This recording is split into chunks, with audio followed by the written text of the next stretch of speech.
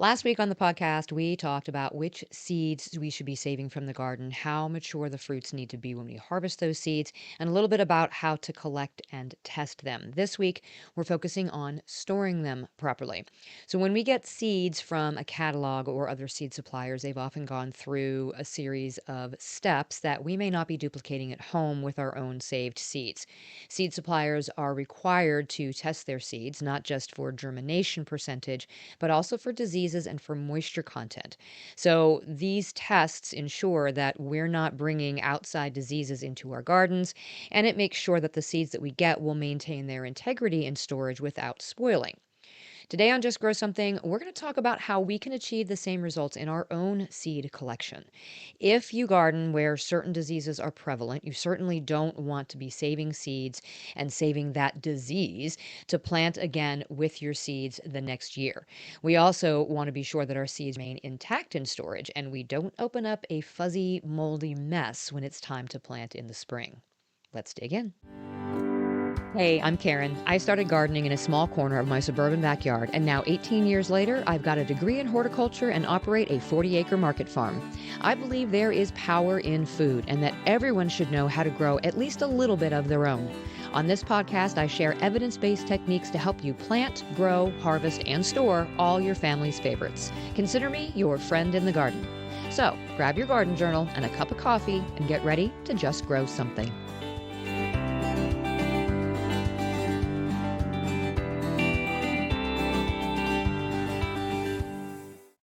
So, a quick reminder, if you've not already voted for me in the Women in Podcasting Awards, could you please just take 5 minutes out of your day to do that? Pretty please?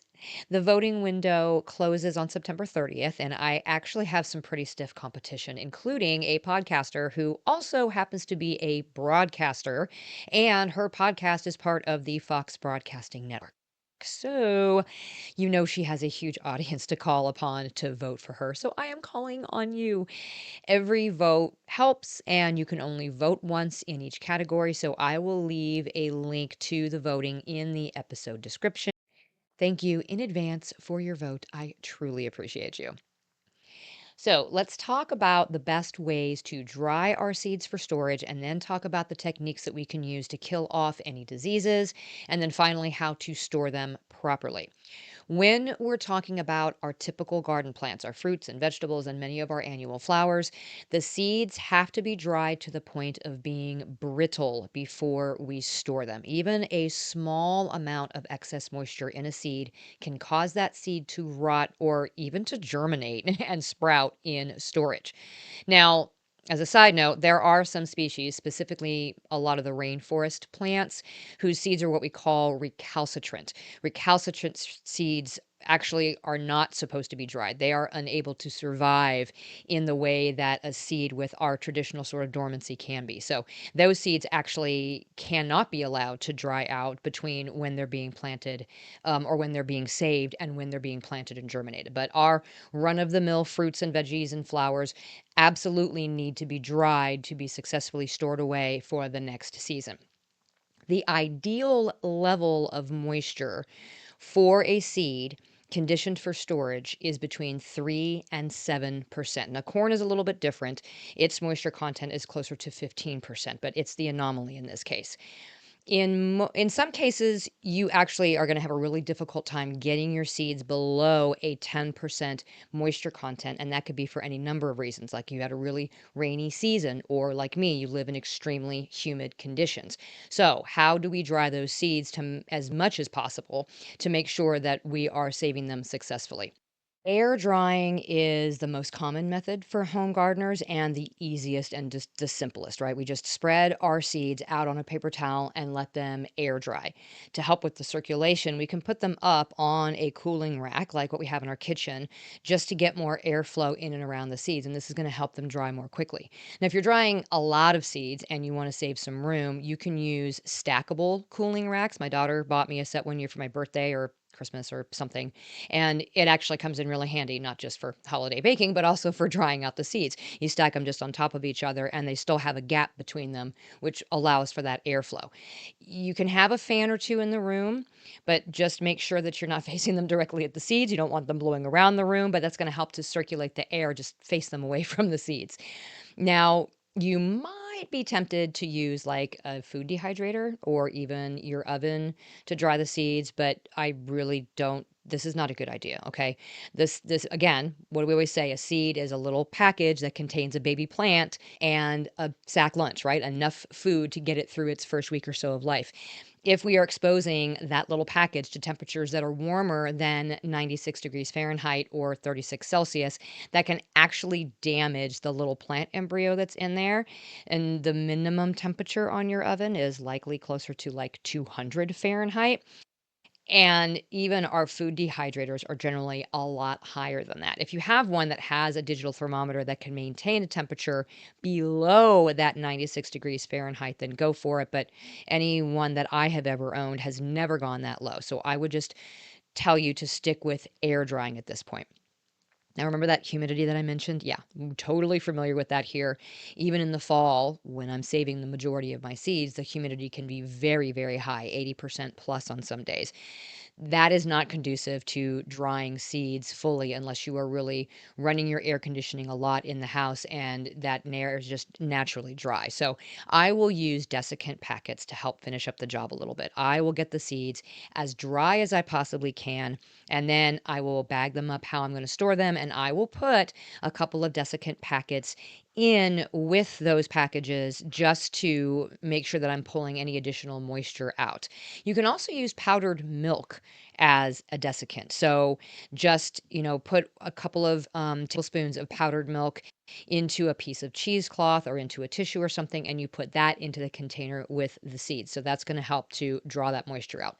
I will leave the desiccant packets in with the seeds till later on in the fall after the humidity has given us a little bit of a break. And I just double check those seeds to make sure that they're dry before I put them into their final little storage place.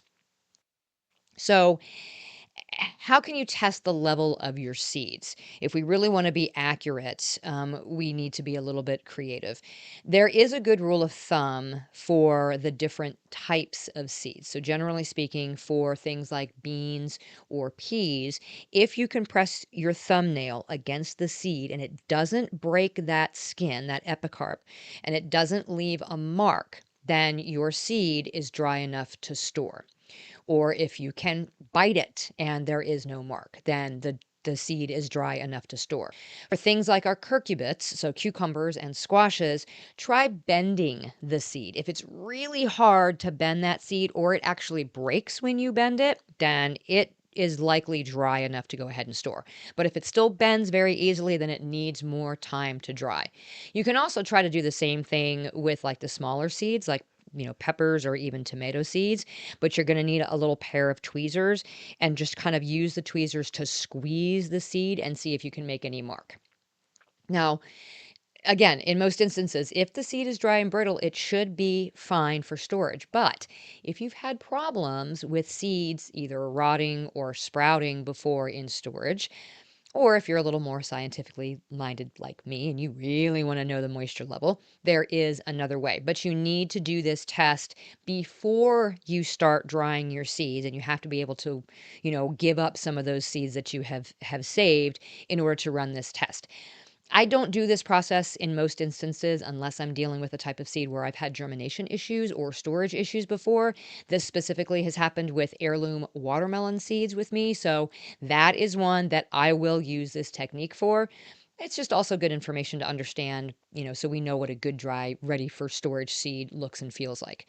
So, in order to do this, once you have harvested your seeds and you've gotten them completely cleaned and you've sort of dried them to the point where you think they're ready to store, pick a specific number of the seeds, so like 10, right? And then weigh them. and you're going to record this weight as the fresh weight in a notebook or something, right? A lot of times for this, you're going to want a kitchen scale that is like a food scale, so one that will measure by grams or ounces. If you have one of those available, that makes this very, very easy, and it makes it really accurate. You don't have to use as many seeds. You don't have to sacrifice as many seeds. So record the fresh weight, and then put those seeds into your oven at 265 degrees Fahrenheit or 130 degrees Celsius, and you're going to leave them there for an hour. After the hour, allow the seeds to cool and then weigh them again. This is your dry weight. Okay, so we have our fresh weight before essentially cooking the seeds in the oven, and then we have our dry weight. So now you want to know if this dry weight is the correct moisture content for storage. So you'll take the fresh weight, you'll subtract the dry weight, and then divide that again by the fresh weight and multiply it by 100. Okay, yes, math. So again, take your fresh weight number, subtract the dry weight, divide that answer by the fresh weight, and then multiply it by 100. And this is going to give you the moisture percentage of your seeds at their fresh weight. If this number is between 3 and 7%, boom, you have done your job. They are good to go, and you can store those seeds. But if not, then that means you have to leave those seeds out longer to dry them some more. Again, you're just air drying them. You're not going to put them in that oven, right? Because we're cooking them at that point. We're only using the oven to test the weight of the seeds. So you can see how this might have you running through a lot of seeds. So be judicious in terms of how many seeds you have saved versus how many you really need for planting next year versus how many you can use to run this test. But, when I do this with the watermelon, there is a boatload of seeds in those watermelon. I don't necessarily need all of those seeds. So I will make that sacrifice. Once I think the watermelon seeds are dry enough, I will run this test. And if I don't get that 3 to 7%, then I leave them out and let them dry longer. And then once I've air dried them some more, then I take another sample and then I run the test again.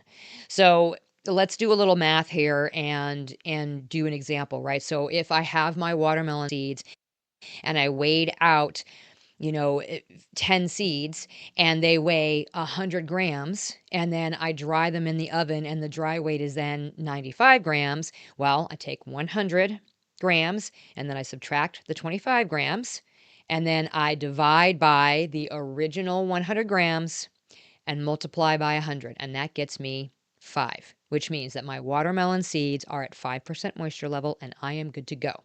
But if my fresh weight was 100 grams and my dried weight was 50, well, that means that my seeds are only at a 50% moisture content and I have a ways to go to get them to where they're in storage condition. Okay, so hopefully that makes a little bit of sense. If you've gone the trouble to isolate a variety of heirloom watermelon, like in my instance, and made sure that I've saved the seeds, and I mean, hey, it's worth the extra effort to make sure that the moisture content is correct before I go to put them in storage, because I don't want those babies to mold and I don't want them to sprout in storage. Okay, so another concern about storing our seeds is preventing disease in our saved seeds. So healthy seeds make healthy plants. Diseased plants can actually pass on diseases within the seeds, which then can lead to poor quality plants the next season. We don't want that. Remember, we're trying to save the best and eat the rest. There are bacterial, fungal, and viral diseases that can all survive and be transferred on our seeds. And of course, when that happens, then the infection cycle in each planting just begins earlier and earlier in the season. And then every year of saving and planting those infected seeds just promotes the buildup of that disease in our garden. The diseases can be either attached to the outside of the seed coat, or they can actually be carried inside the seed and you would have no idea. So there are two different ways that we can prevent passing on the diseases on our seeds, and that is by treating our seeds with either a bleach solution or a hot water treatment before planting. So a chlorine bleach treatment can eliminate certain pathogens from the surface of the seed. The hot water treatment can eliminate or even just reduce the seed-borne fungi and bacteria. So It's gonna be important, though, to pay attention to the ratios and the temperatures and things here, because you also don't want to damage the seed, because, of course, that's gonna make it to where it doesn't sprout at all, and that completely defeats the purpose, right? Just understand that your infected seeds and the subsequent infected transplants very rarely show obvious signs of being infected. So you really will have zero idea that you have passed that disease on until you've actually got it out in the garden and it's way too late. So let's use tomatoes for example, right? There are a lot of different fungal and bacterial pathogens that infect garden tomatoes. A lot of them are just passed on through the wind or soil contamination, and that's not really something that we have to worry about in our seeds. But there are ones that can be passed on by seed. And if you know what the problem is in your area and you can learn the signs and you can choose healthy fruit from healthy plants, then that is your first line of defense. But if you are determined to save the seeds and the only plant that you have is very clearly diseased or the tomato is diseased, and these are, prized heirloom tomatoes from your great great granny's garden and you need to save them, we have a couple of options. Okay. The first one is that bleach treatment. And it is very simple and straightforward. You just make a solution, 1 part bleach to 4 parts water, add in a couple drops of the dish soap, throw in the seeds into the solution and just allow it to sit for about a minute, stirring it occasionally.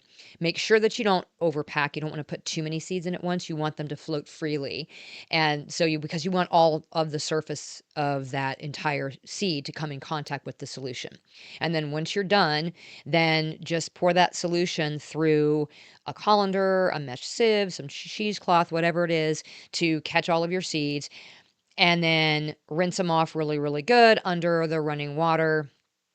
And then you can dry them thoroughly at this point and then store them. Okay. This bleach seed treatment can be used on any kind of seed. So it's going to remove the pathogens from the surface of the seed coat, but it is not going to take care of anything that is within the seed. So that is where the hot water treatment comes in. Now, the hot water treatment actually is done prior to planting. So with the bleach treatment, we're doing that before we dry it completely and put it away in storage. For the hot water treatment, these seeds have already been stored. We are bringing them out of storage and we're getting ready to plant them. But not all of our seeds are candidates for a hot water treatment. We really are looking mostly at tomatoes, peppers, and any of our brassicas, because there are common bacterial and fungal diseases of these really small seeded crops that are very easily killed through this hot water treatment. It also means that the larger seeds too often really can't withstand the higher temperatures, and it actually makes it to where they will be damaged. The outer seed tissue and this will be damaged, and so the seed won't germinate. So the time and temperature of the hot water treatment is going to vary for each seed type. So I'm going to include a link to a table on the University of Massachusetts Extension Vegetable Program website that has all of the details on all of this, especially if this is a little overwhelming, because it can be, but it gives a step by step. It's very simple to do, but you have to be precise. So the temperature of the water for treating your seeds is going to vary depending on the crop, and the time that you treat it is also going to vary, anywhere from 10 minutes to an hour, which this is why the larger seeded crops like your beans or your zucchinis or your peas and stuff can't really be effectively disinfested with a hot water treatment, because again, the temperature that's required to heat that whole seed, because remember, we're trying to penetrate through the center of the seed, that would kill the outer seed tissue, and so the seed just wouldn't germinate. But the nightshades and the brassicas are really good candidates for this. And essentially all you're going to do is you're going to have 2 different water baths. You're going to have one that is heated to 100 degrees Fahrenheit. And then the other one is going to be heated to the treatment temperature. And you start with that first bath because what you're doing is you're preheating the seed so that when you put it into the treatment bath, it doesn't drop the temperature of the treatment bath. So you want to heat enough water to allow the water, again, to move around those seeds really freely, and make sure you have a really accurate thermometer, because it's important that this water is maintained at a uniform temperature and it doesn't go above that, because we don't want to damage the seeds. So you're just going to make a baggie for the seeds out of some cheesecloth or, insect netting or screen or whatever, and fill the baggie about halfway full of your seeds. Again, this is making sure that the water can move throughout the little baggie. And then you're going to put something heavy in the baggie too, like a coin or some other weight that's going to keep it down in the water. Preheat them in the 100-degree Fahrenheit bath for about 10 minutes, and then you move it to the treatment bath. And again, there's going to be a specific temperature, and there's also going to be a specific time. So if we're looking at this for tomatoes, the recommended temperature is 122 degrees Fahrenheit, and it's for 25 minutes. So 10 minutes in the preheating, the 100-degree Fahrenheit, and then 25 minutes in the treatment bath, which is 120 degrees Fahrenheit. And again, you want to make sure it stays at that 122 degrees. It doesn't get too hot, it doesn't get too cool.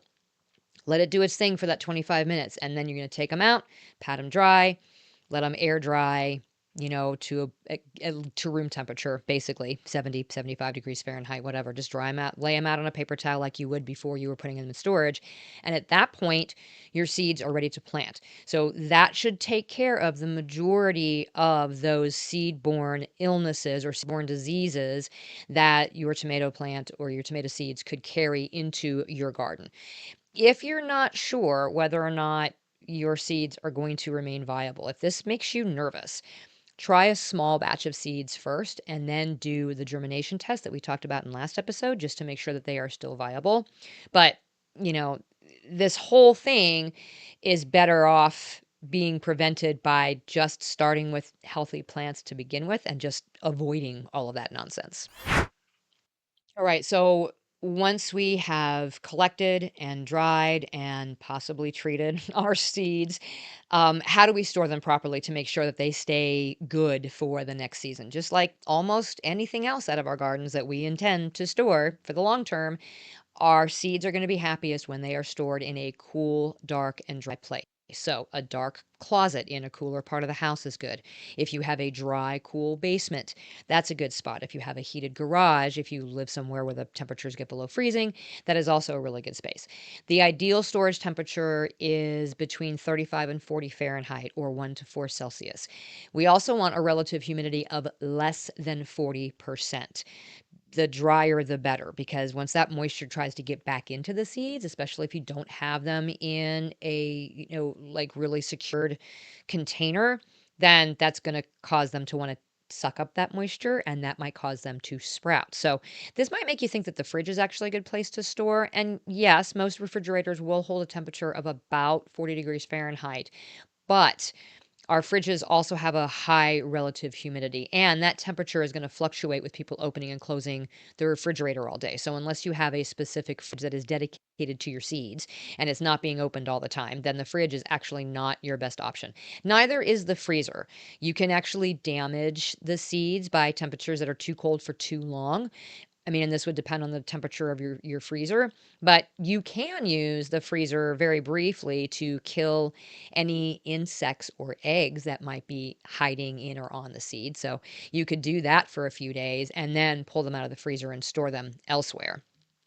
But what are we putting our seeds in? Okay, the general storage area is one thing, but what are we actually putting them in individually? This can be as simple and straightforward or as fancy and creative as you want to be, just like everything else in the garden.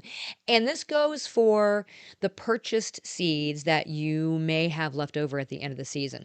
I absolutely always buy in bulk if I can, and I try to take advantage of like end of season sales when I do that. And I certainly am not using all of those seeds in one season. So I always have a lot of seeds on hand from my suppliers in addition to the ones ones that I save.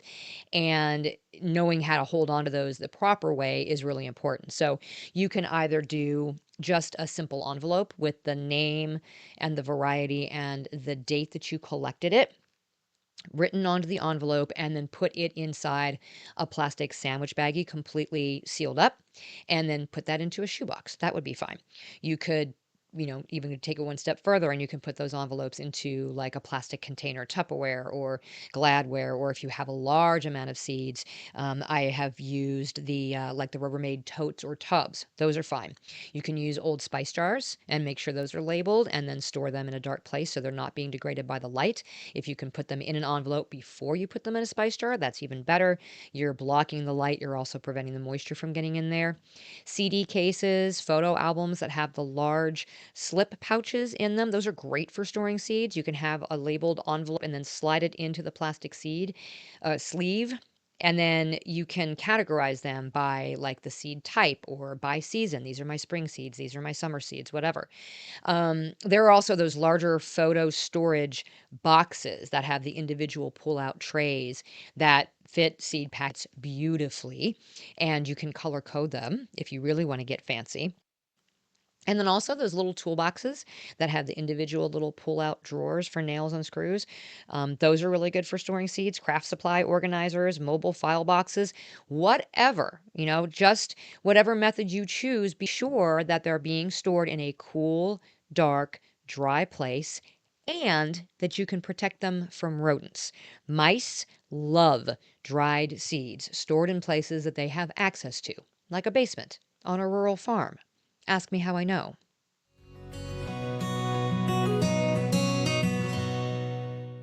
And honestly, seed saving can be a little addicting once you get started. You might find yourself with way more seeds than you know what to do with. You're going to be giving them away to strangers. You're going to be going to seed swaps. You're going to be giving them as gifts. But it's important to know how long those seeds are viable for before you get too carried away. Certain seeds are longer lived in storage than others. And so knowing which one is which is going to help you to plan which seeds you need to save pretty much every season and which ones you can save in bulk and just do every few years. This also helps, again, if you're buying in bulk and your seed supplier is having an end of season sale or they've got an overrun in the spring, so you know which ones you can buy in bulk and not use up right away, and then you can hang on to for a while, and which ones you do need to use immediately. So, Oregon State University, my alma mater, this is what they have always said is the actual life of our seeds. Short-lived seeds are ones that you can store for 1 to 2 years, and that's corn, onions, leeks, parsley, and parsnip. So these you likely need to be collecting every year or every other year to use for the next spring. Intermediate seeds, these are ones that can store for 3 to 4 years.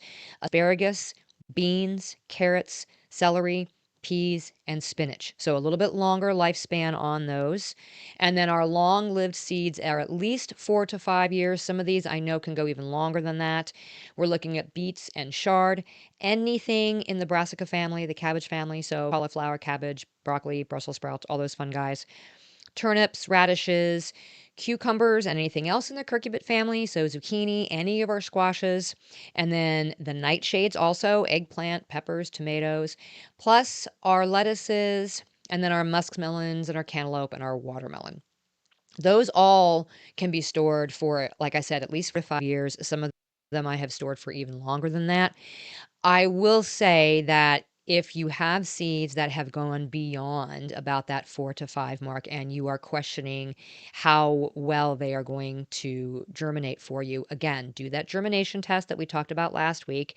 And if you see that your germination percentage is less than 50%, then just double up on the number of seeds that you plant. And that is usually how I sort of get around it. If I realize too late that my seeds have likely expired and maybe I don't have anything to replace them with. So that's pretty much what you need to know about accurately saving seeds and storing them properly. Between last week's episode and this one, you are now fully equipped to save seeds from your own garden that you can rely on next season to produce new plants and new healthy fruit. Until next time, my gardening friends, keep on cultivating that dream garden, and we'll talk again soon. Thanks for listening to another episode of the Just Grow Something podcast. For more information about today's topic and to find all the ways you can get in touch with me or support the show, go to justgrowsomethingpodcast.com. Until next time, my gardening friends, keep learning and keep growing.